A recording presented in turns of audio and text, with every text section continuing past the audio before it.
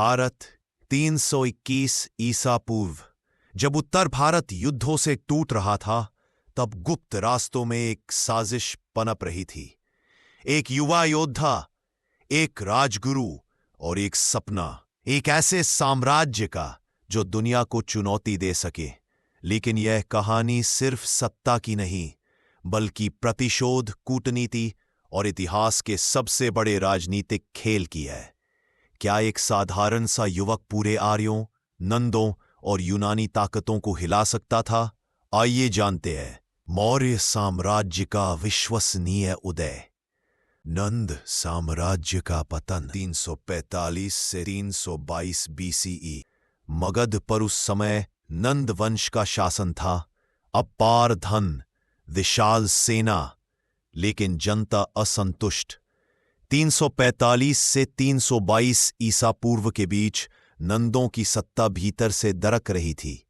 इन्हीं दिनों मगध की गलियों में जन्म हुआ चंद्रगुप्त नाम के एक साहसी युवक का, और उसकी किस्मत बदलने आए एक अद्भुत व्यक्ति, आचार्य चाणक्य। चाणक्य का अपमान लगभग 323 बीसीई। एक दिन नंद राजा ने राजगुरु चाणक्य का अपमान किया, और तभी इतिहास बदल गया। चाणक्य ने कसम खाई, मैं ऐसे अत्याचारी शासन को खत्म करके रहूंगा। यहीं से शुरू हुआ भारत के सबसे महान राजनीतिक खेल का पहला अध्याय, सिकंदर का भारत आगमन। 326 ईसा पूर्व। इसी समय पश्चिम से आया सिकंदर महान। 326 ईसा पूर्व में उसने भारतीय सीमाओं पर आक्रमण किया और उत्तर पश्चिम के जनपदों में हलचल मचा दी। चाणक्य ने इस खतरे को समझ लिया। अगर भारत को बचाना है तो एकीकृत शक्ति चाहिए, और वो शक्ति हो सकते थे चंद्रगुप्त। चाणक्य ने चंद्रगुप्त को सिर्फ युद्ध नहीं, राजनीति, कूटनीति, मनोवैज्ञानिक युद्ध और गुप्तचर तकनीकों में प्रशिक्षित किया। 2 वर्षों में वो एक साधारण युवक से एक नेता बन चुका था। 320 ईसा पूर्व, एक निर्णायक रात, चंद्रगुप्त और चाणक्य ने मिलकर नंद शासन को उखाड़ फेंका, और इसी वर्ष चंद्रगुप्त मौर्य को मगध का सम्राट घोषित किया गया। भारत की धरती पर जन्म ले चुका था मौर्य साम्राज्य, जो जल्द ही प्राचीन दुनिया का सबसे विशाल साम्राज्य बनने वाला था। 320 से 305 ईसा पूर्व तक चंद्रगुप्त ने उत्तर से लेकर दक्षिण तक ज्यादातर भारतीय उपमहाद्वीप को एकजुट कर दिया। लेकिन सबसे बड़ा टकराव अभी बाकी था, यूनानी शासक सेल्यूकस निकेटर के साथ। सेल्यूकस ने भारत पर चढ़ाई की, परंतु चंद्रगुप्त की शक्ति देखकर उसे समझौता करना पड़ा।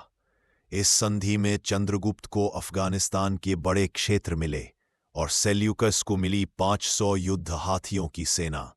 यह वही सेना थी जिसने बाद में दुनिया के नक्शे को बदल दिया। 298 ईसा पूर्व चंद्रगुप्त के पुत्र बिंदुसार ने सत्ता संभाली। बिंदुसार ने साम्राज्य को दक्षिण में धारवाड़ और मैसूर तक फैला दिया। उनका शासन स्थिरता और विस्तार का प्रतीक था। 273 ईसा पूर्व सिंहासन पर आए इतिहास के सबसे शक्तिशाली और विवादित शासक अशोक महान, लेकिन उनका असली परिवर्तन तो अभी बाकी था। 261 ईसा पूर्व, एक युद्ध जिसने केवल भारत नहीं, दुनिया की सोच बदल दी। कलिंग युद्ध। 1 लाख से अधिक लोग मारे गए। पूरा कलिंग जल रहा था। अशोक ने जब विनाश देखा तो उनका हृदय बदल गया। यही वह क्षण था जिसने एक हिंसक सम्राट को धम्म की राह चलने वाला महान शासक बना दिया। 261 से 233 ईसा पूर्व के बीच अशोक ने हिंसा छोड़कर शांति, करुणा और नैतिकता का संदेश फैलाया। उनके शिलालेख आज भी हमें बताते हैं कि शासन सिर्फ तलवार से नहीं, विचारों से भी चलता है। 232 ईसा पूर्व अशोक की मृत्यु के बाद मौर्य साम्राज्य धीरे धीरे कमजोर पड़ने लगा, लेकिन उन्होंने दुनिया को जो विरासत दी वो आज भी जीवित है। मौर्य साम्राज्य भले ही समय की धूल में दब गया हो, पर उनका बनाया भारत एकता, कूटनीति और विचारों की शक्ति आज भी हमें दिशा दिखाता है। और ये कहानी हमें याद दिलाती है, जब कोई राष्ट्र टूट रहा हो, तभी इतिहास एक ऐसे नेता को जन्म देता है